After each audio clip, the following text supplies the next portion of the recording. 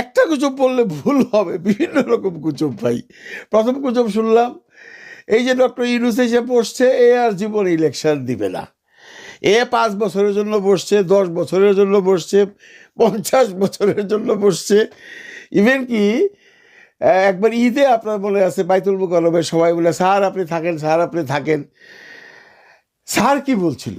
Yunus sir বলছিল আমি একটা সুন্দর নির্বাচন দিয়ে আমি এখান থেকে বিদায় নেব, যে নির্বাচন ইতিহাস হয়ে থাকবে।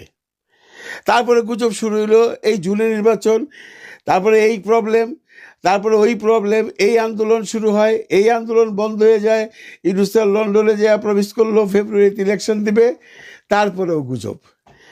কি গুজব? এইগুলা বলে আসছে আর কি, ইলেকশন দিবে না, যে কোনো ব্যাপারেই হোক ইলেকশন প্রসপন্ড হয়ে যাব। ধীরে ধীরে ইলেকশন শুরু হওয়ার একটা প্রক্রিয়া শুরু হইলো, আমরা দেখলাম আস্তে আস্তে ফেব্রুয়ারি আসতে লাগলো।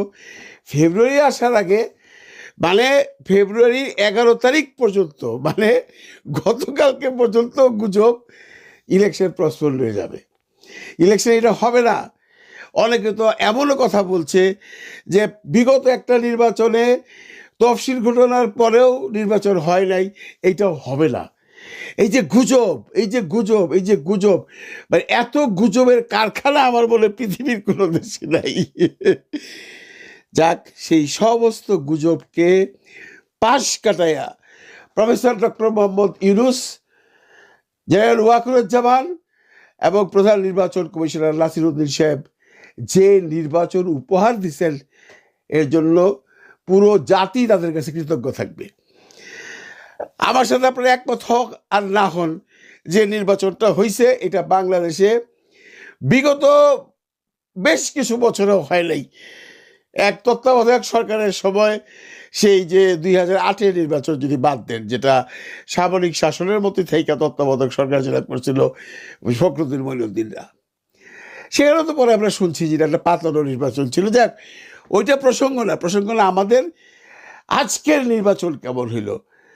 আমাদের আজকের নির্বাচন কিছু বিচ্ছিন্ন ঘটনা বাদ দিয়া আমাদের আজকের নির্বাচন ইতিহাস সৃষ্টিকারী একটা নির্বাচন হয়েছে। যদিও টুকটাক ঘটনা ঘটছে এবং ঘটে নাই তাই নাই।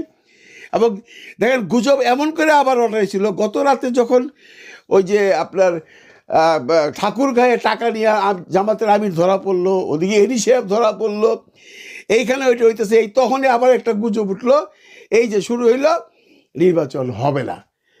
শেষ পর্যন্ত তো জিতলো এরাই, এদেরকে আবারও ধন্যবাদ। এই যে বাংলাদেশ সামরিক বাহিনী, বাংলাদেশ পুলিশ, র্যাব যারাই আছেন, তারা এত সুন্দর একটা নির্বাচন দিবেন আসলে বাংলাদেশের মানুষ ভাবতে পারে নাই। আমরা অত্যন্ত খুশি। রেজাল্ট যাই হোক, এখন রেজাল্ট নিয়ে গুজব শুরু হয়েছে। একটা মহল থেকে বলা হচ্ছে যে বিএনপি অলরেডি সরকার গঠন শুরু করে দিছে, কে কোন মিনিস্ট্রি নেবে, এটাও গুজব। আরেকটা মহল বলছে জামায়াত খুব আস্থাশীল, জামায়াত আস্থাশীল। জামায়াত কিন্তু কখনো বলতেছে না আমরা সরকার গঠন করবই, জামায়াত বলতেছে ইনশাল্লাহ আমরা সরকার গঠন করব। গুজব এখনো চলতেছে, এখনো চলতেছে যে অমুক জায়গায় এই আলোচনা হচ্ছে, কে সরকার গঠন করবে, কে প্রধানমন্ত্রী হবে, অমুক জায়গায় আলোচনা হচ্ছে কে কোন পদটা নিবে। আরেকদিকে গুজব উঠতেছে সমস্ত আমাদের যে বাংলাদেশের যারা উপদেষ্টা ছিলেন, তারা বসে বসে হিসাব করতেছে কাকে নিয়ে সরকার গঠন করাইলে তারা শান্তিতে থাকবে। এখন যে গুজব সেটা হইল ভোট তো ঠিক মতো হইল,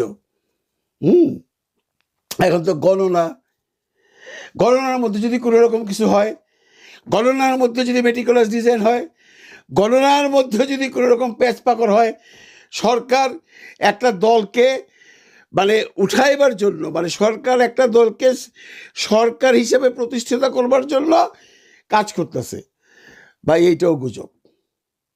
বিশ্বাস করেন এইটাও গুজব। সরকারের যে নিউট্রাল ভূমিকা, এইটা নিয়ে কোনো সন্দেহ কারো থাকা উচিত নয়, এবং যারা সন্দেহ করবে তারা বেসিক্যালি গুনাহ করবে।